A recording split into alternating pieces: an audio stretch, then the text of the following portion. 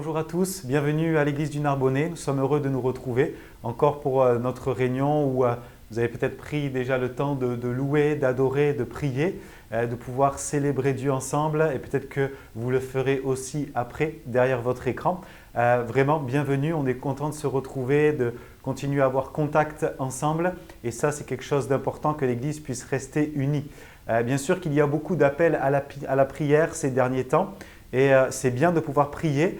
Il y a beaucoup de sujets d'intercession et nous voulons intercéder pour notre nation, pour nos bien-aimés, ceux que nous connaissons. Mais rappelons aussi que la prière, c'est un moment d'intimité avec Dieu. Il y a la demande, mais il y a aussi le moment où je ne demande pas forcément à Dieu, où je viens dans sa présence, où je cultive sa présence, où je me laisse transformer par lui, où le Saint-Esprit est capable de venir me parler, de m'encourager, pouvoir me donner une direction, apaiser mon cœur, parce que Jésus est vivant et que le Saint-Esprit agit encore aujourd'hui. Alors oui, l'intercession, c'est bon, mais que nous puissions être aussi renouvelés dans sa présence, dans ces moments de prière et de communion que nous avons avec lui. Alors, à l'heure du confinement, on continue notre série de messages sur les actes des apôtres et on va un petit peu voyager. Mardi dernier, nous avons été ensemble à Athènes et aujourd'hui, nous allons à Corinthe, une ville qui n'est pas très loin d'Athènes, une ville qu'on retrouve dans le livre des Actes au chapitre 18. L'apôtre Paul donc qui arrive à Corinthe. Certainement, vous avez l'habitude de voyager chaque jour quand vous lisez aussi votre Bible. On imagine les choses, on se projette dans les Écritures et on peut comprendre aussi, analyser, méditer quand il y a cette projection que l'on fait tous, chacun chez soi, avec Dieu au travers de la Bible.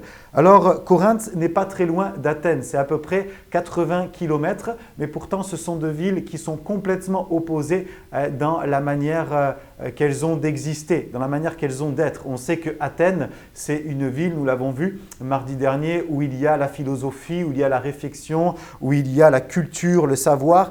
Et Corinthe, c'est plus une ville de commerce. C'est une ville de commerce, elle est ouverte sur deux mers. Il y a deux ports à Corinthe, un port qui est ouvert sur la mer Égée, un port qui est ouvert sur la mer Adriatique. C'est une ville où il y a un grand brassage de population, des échanges internationaux. C'est une ville où il y a, du temps de l'apôtre Paul, 250 000 citoyens libres et 400 000 esclaves. C'est la capitale de l'Achaïe, c'est-à-dire la province sud, la partie sud de la Grèce. Donc c'est une ville avec énormément de monde, de brassage et de par ce fait, énormément aussi de débauches. C'est le siège du temple d'Aphrodite, la déesse de l'amour. Et vous pouvez imaginer tout ce qui se passait à Corinthe, de par justement ce commerce international qui s'ouvrait à elle, commerce par voie de terre, mais également commerce par voie maritime. Et encore une fois, c'est dans un contexte difficile que Paul arrive à Corinthe. Et on a une idée dans quel état de cœur, dans quel état finalement tout court il arrive à Corinthe. On a cette idée, on a cette notion dans l'épître aux Corinthiens au chapitre 2. Première épître de Corinthiens au chapitre 2, au verset 1 à 5. Prenez avec moi où il est dit, 1 Corinthiens 2, 1, 5. Pour moi, frères, lorsque je suis allé chez vous, ce n'est pas avec une supériorité de langage ou de sagesse que je suis allé vous annoncer le témoignage de Dieu, car je n'ai pas eu la pensée de savoir parmi vous autre chose que Jésus-Christ et Jésus-Christ crucifié. Moi-même, j'étais auprès de vous dans un état de faiblesse, de crainte et de grand tremblement, et ma parole et ma prédication ne reposaient pas sur les discours persuasifs de la sagesse, mais sur une démonstration d'esprit et de puissance, afin que votre foi fût fondée non sur la sagesse des hommes, mais sur la puissance de Dieu. Voici un petit peu dans quel état Paul arrive à Corinthe. Il vient de quitter Athènes et il dit aux Corinthiens, quand je suis arrivé chez vous, ce n'était pas dans un état de grande forme, mais plutôt dans un état de faiblesse. J'avais compris qu'à Athènes, il y avait la philosophie, il y avait les discours, et lui-même, on va le qualifier de discoureur. Alors il arrive à Corinthe et il se dit, mais les discours, je le sais de toute façon, les discours n'amènent rien, la philosophie n'amène rien. Et quand il arrive à Corinthe, il est renforcé dans cette idée que ce n'est pas les discours qui font changer les choses, ce n'est pas les réflexions, ce n'est pas la philosophie qui change les vies, mais c'est la prédication de la croix. Et il dit, moi je ne compte même pas sur ça. Moi j'étais auprès de vous dans un état de faiblesse, de crainte et de grands tremblements. On sait que quand il arrive à Corinthe, il est seul. On a vu mardi dernier, quand il arrive à Athènes, il est accompagné par des chrétiens, par des disciples de Jésus, et puis ensuite il est laissé. Mais là, il arrive complètement seul, il arrive peut-être fatigué physiquement, fatigué moralement, il quitte Athènes, il y a juste quelques personnes qui vont croire en Jésus, il n'a pas pu établir d'église, il n'a pas pu avoir peut-être un grand impact avec l'évangile et il arrive dans un état de faiblesse, de crainte et de grand tremblement. Et le mot tremblement m'a arrêté, j'ai regardé en grec ce qu'il veut dire, ça vient de tromos qui traduit tremblement de peur, utilisé pour décrire l'anxiété de quelqu'un qui doute de son aptitude. L'apôtre Paul était là dans un état de doute et peut-être qu'il remettait en question les choses, mais est-ce que ça va marcher ici? Est-ce qu'à Corinthe ça va fonctionner? À Athènes, alors qu'ils ont la réflexion, le savoir, l'intelligence, ça n'a pas marché. Il arrive à Corinthe, une ville pleine de débauche, avec un brassage, un métissage incroyable. À Corinthe, à cette époque-là, il y avait plus de 1000 prêtresses et prostituées sacrées qui sortaient tous les soirs dans la ville pour faire leurs activités. Imaginez le climat dans lequel l'apôtre Paul arrive et il est là dans la crainte, il est fatigué, il doute de lui-même, mais ce qui est bon et ce qu'on sait, c'est qu'il ne doute pas de Dieu. Je remarque une chose, c'est que quand on doute de nous-mêmes, c'est le bon moment, le bon moyen pour que Dieu nous utilise. C'est jamais quand on est plein de nous-mêmes, c'est jamais quand on est plein d'assurance dans nos capacités que Dieu va nous utiliser. Dieu utilise toujours celui qui est humble. Il n'utilise jamais celui qui est plein de lui-même, plein d'orgueil. Rappelez-vous ce que Samuel dira à Saül, le roi Saül, le premier roi d'Israël. Il lui dira, mais quand tu étais petit à tes yeux, quand tu as été insignifiant à tes yeux, c'est là que Dieu t'a pris pour faire de toi le roi d'Israël. Alors, ce n'est pas une mauvaise chose que de douter de nous-mêmes. Ce qu'il faut par contre, c'est jamais douter de Dieu, car c'est lui qui nous qualifie, c'est lui qui nous rend capables. Mon premier point est celui-ci, des personnes providentielles.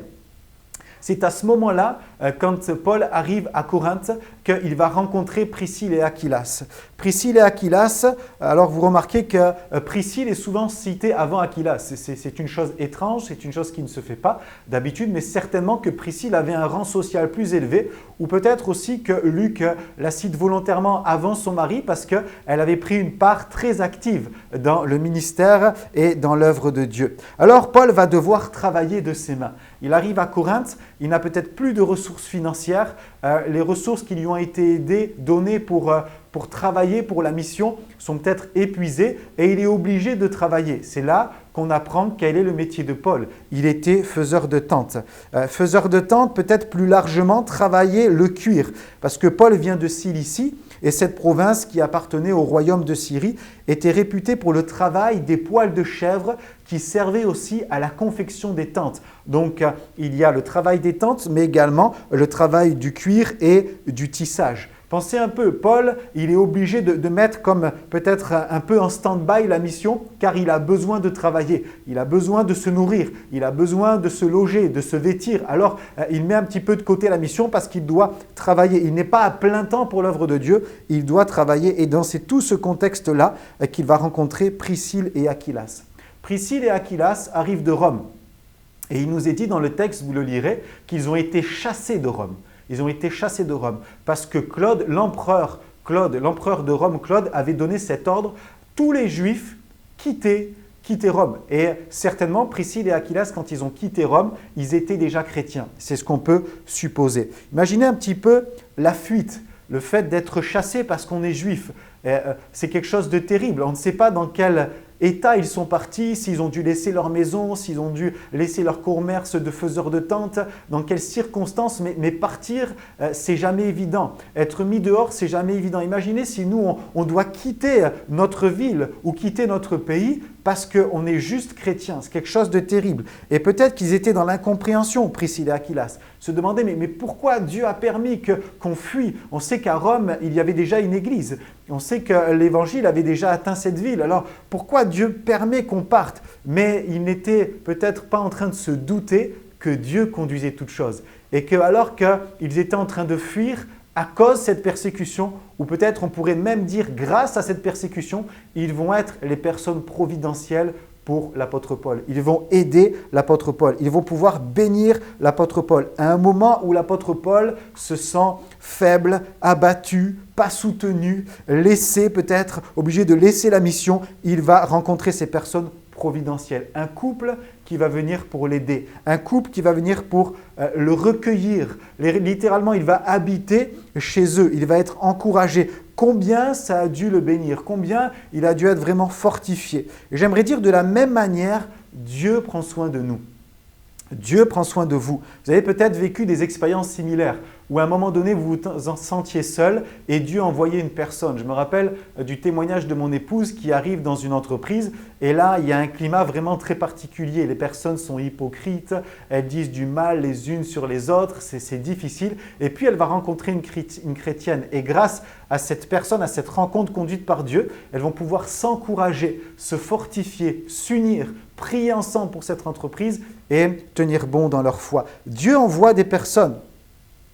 Il est fatigué, Paul, il est inquiet, mais Dieu va envoyer quelqu'un. Remarquez que quand Paul arrive à Corinthe, il ne dit pas « quand je suis arrivé chez vous, vous ne saviez pas ce que j'étais en train de traverser, c'était difficile, j'ai quitté Athènes, je suis arrivé sans rien, dépourvu de tout, j'ai dû travailler, j'ai dû pourvoir à mes besoins, j'ai dû mettre de côté peut-être la mission, toutes ces choses-là. » Il ne dit pas ça, il dit « je suis arrivé avec une pensée, savoir Jésus-Christ et Jésus-Christ crucifié. » Il dit, je ne suis pas arrivé à Corinthe en me plaignant, mais j'avais à l'esprit Jésus-Christ. Et quelle partie de la vie de Jésus avait-il à son esprit? Il n'avait pas Jésus qui attire les foules, Jésus qui bénit, Jésus qui vit l'abondance au quotidien, Jésus qui vit le miracle. Bien que nous sommes pour ça, nous sommes pour la bénédiction, nous sommes pour le miracle, nous sommes pour que l'évangile progresse, ça c'est évident, c'est ce que nous demandons, c'est ce que nous prions à chaque jour, nous voulons voir la gloire de Dieu. Mais il avait à ce moment-là l'idée de Jésus crucifié. C'est comme si Paul, il se sent seul dans cette ville,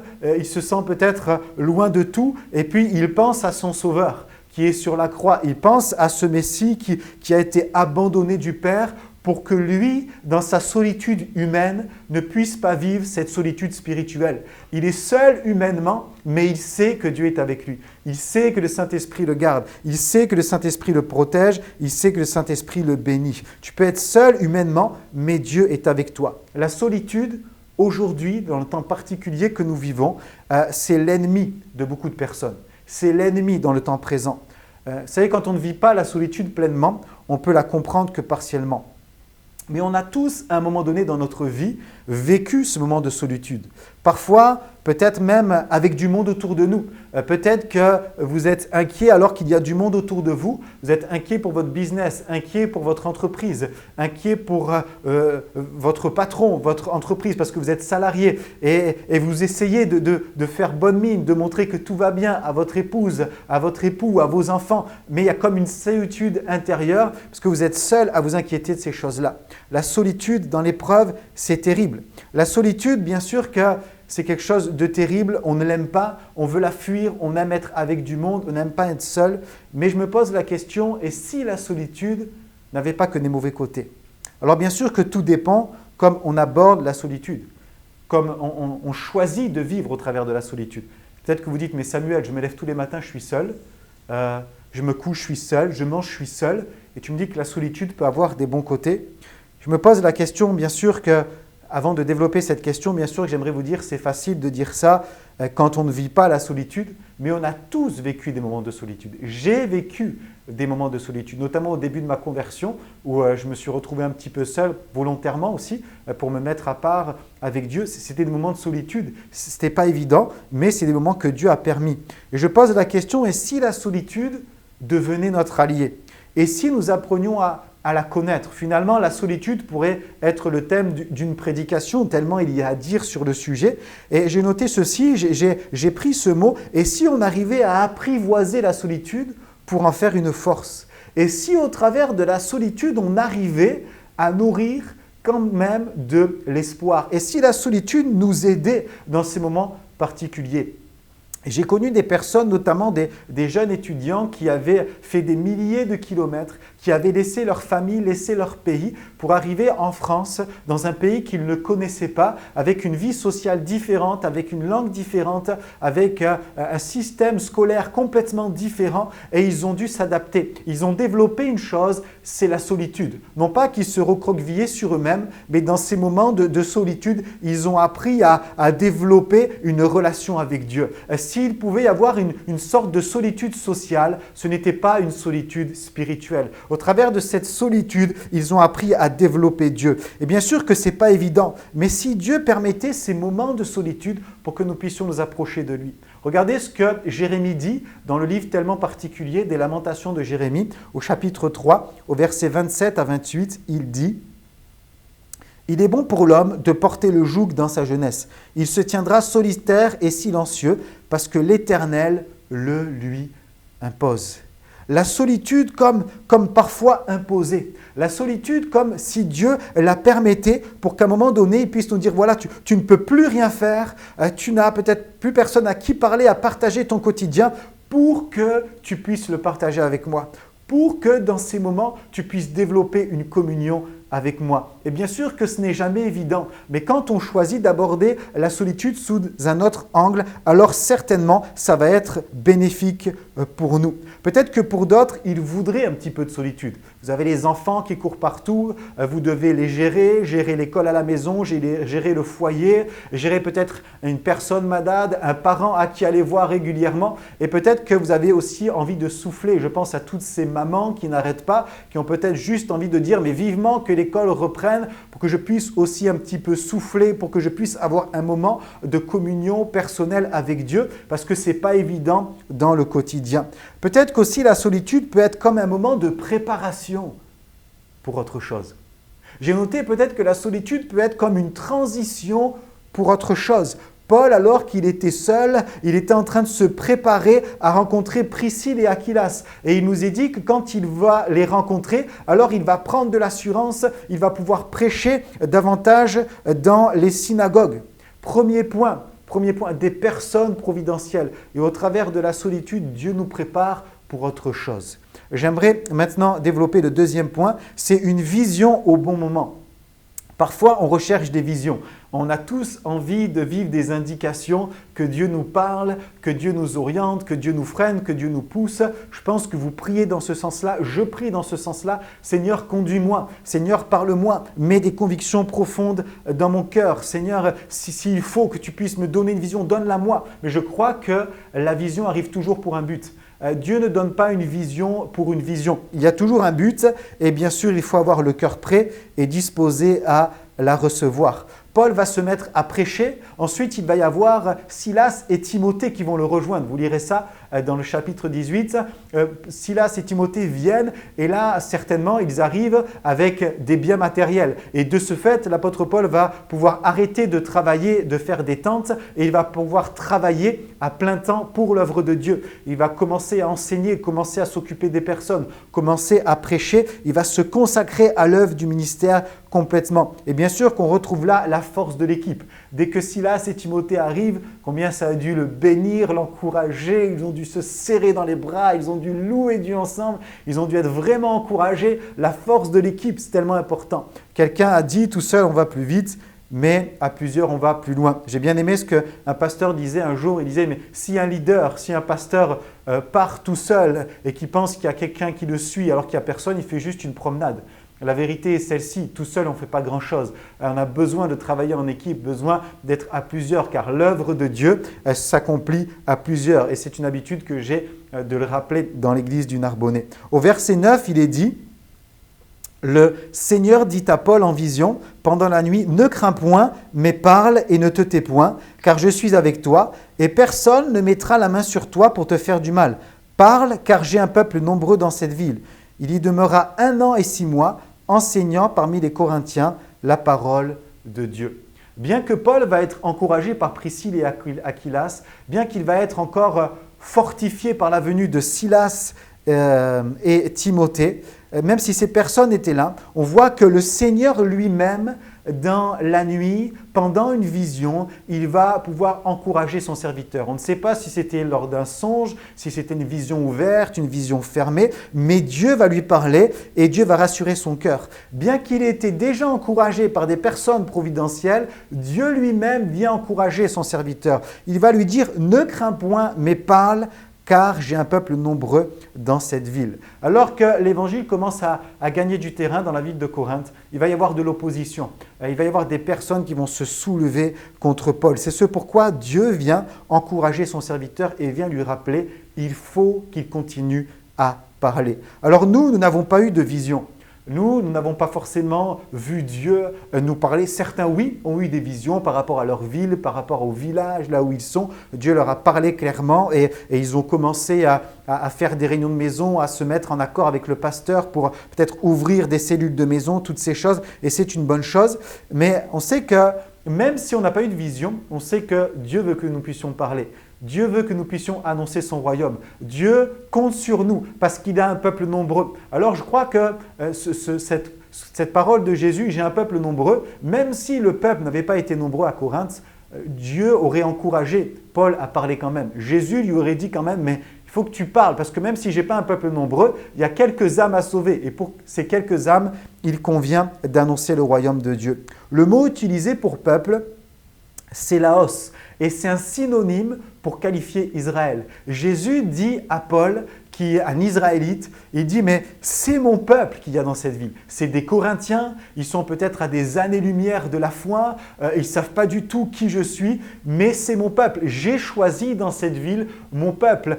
C'est ceux qui vont avoir part à mes promesses, qui vont être co-héritiers avec moi. C'est mon peuple pour qui je suis mort, je les ai choisis. Il faut que tu parles, il faut que tu annonces. » Une vision au bon moment. Et cette vision, je pense, a procuré une double joie dans la vie de Paul. La première, c'est qu'il savait qu'il y allait avoir une église dans la ville de Corinthe. Il savait que Dieu avait choisi de bénir cette ville et qu'il y allait avoir un peuple nombreux, le peuple de Dieu. Et ça a dû encourager l'apôtre Paul qui vit pour ça. Rappelez-vous, lors du premier voyage missionnaire, Paul va être lapidé. Il va vivre constamment des moments difficiles. Et la plus grande des joies qu'il a, c'est de pouvoir établir une église. Il va établir une église à Corinthe. Et le deuxième point qui a dû l'encourager, c'est que Jésus lui-même lui dit « Personne ne mettra la main sur toi. Je vais te protéger. » Tu as peut-être vécu des moments difficiles où on t'a jeté des cailloux, on t'a comme laissé pour mort,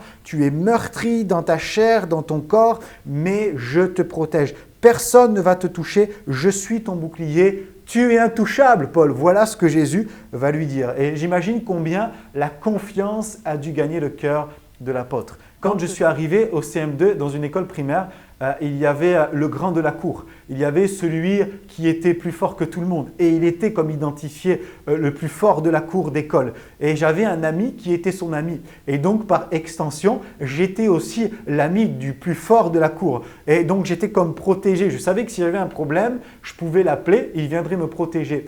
Il avait peut-être une ou deux têtes de plus que tout le monde. Et dès qu'il arrivait, il calmait tout le monde. Je me sentais comme protégé parce que je savais qu'il y avait quelqu'un qui pouvait veiller sur moi. Et peut-être que vous avez vécu ça aussi comme une immunité dans votre vie, comme protégé. Vous savez que vous étiez intouchable. Et j'aimerais vous dire, ce n'est pas le plus grand de la cour, ce n'est pas quelqu'un, c'est Jésus lui-même qui protège ses enfants. Il te garde, il veille sur toi. Si tu as remis ta vie entre ses mains, si tu as remis ta famille entre ses mains, ton foyer, ce que tu fais, tes entreprises entre ses mains, il veille sur toi. Personne ne te touchera. J'imagine le matin au réveil.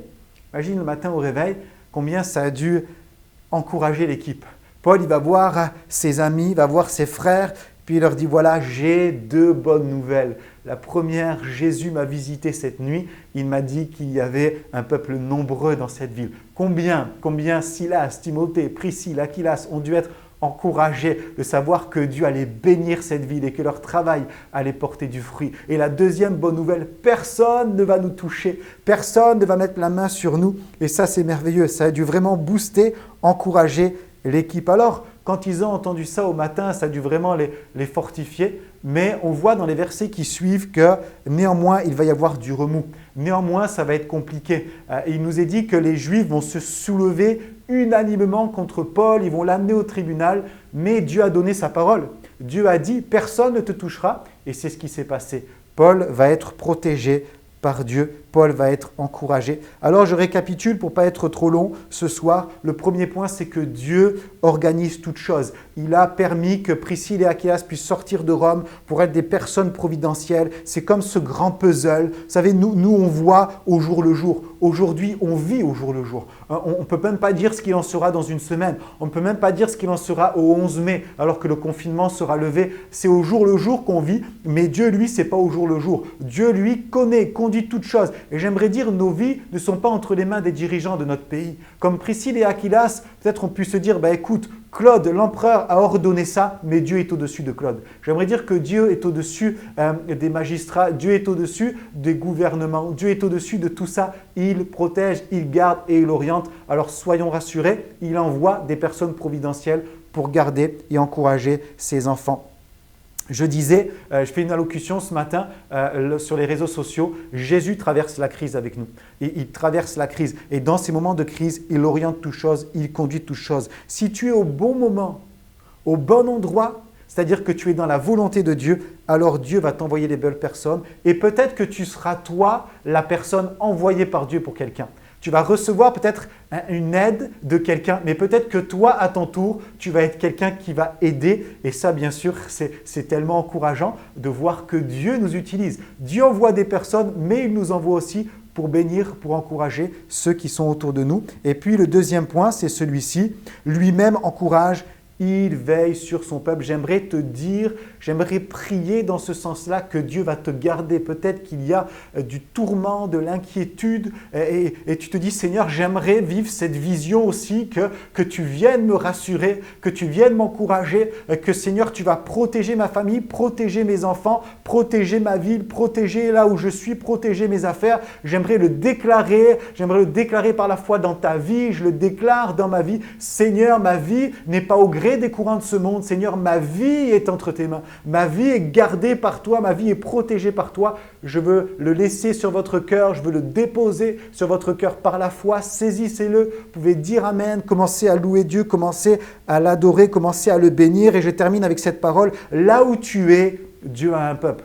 Là où tu es, Dieu a un peuple, comme il a pu dire à Paul, il y a un peuple nombreux à Corinthe. J'aimerais te dire dans ton village, dans ta ville, dans ton arrondissement, dans ton quartier, là où tu es, Dieu a un peuple et il veut t'utiliser. Seigneur, tu bénis, Seigneur, notre Église, tu bénis ses environs, tu bénis notre pays de France. Seigneur, nous croyons que tu as ton regard, Seigneur, sur le monde. Seigneur, tu fais de la terre ton marchepied. Seigneur, tu es au-dessus de tout. Nous rappelons que nous servons un Dieu grand, unique, au-dessus de tout, tu baisses les yeux pour voir, Seigneur, ce qui s'y passe et tu es au contrôle de toutes choses. Tu n'as pas juste créé le monde pour qu'il puisse se suffire à lui-même, mais tu conduis toutes choses. Nous te voyons dans la nature, nous te voyons, Seigneur, dans tout ce que tu fais, dans tes œuvres qui sont admirables. Tu contrôles toutes choses, tu orientes toutes choses. Nos cœurs sont dans la paix, nos cœurs sont rassurés, Seigneur, car nous serons ces personnes providentielles. Déclare-le avec moi, nous serons ces personnes providentielles pour un frère, pour un ami, pour quelqu'un qui ne connaît pas Jésus. Nous allons continuer à parler de toi là où tu es. Nous n'allons pas faiblir, Seigneur Jésus, dans la foi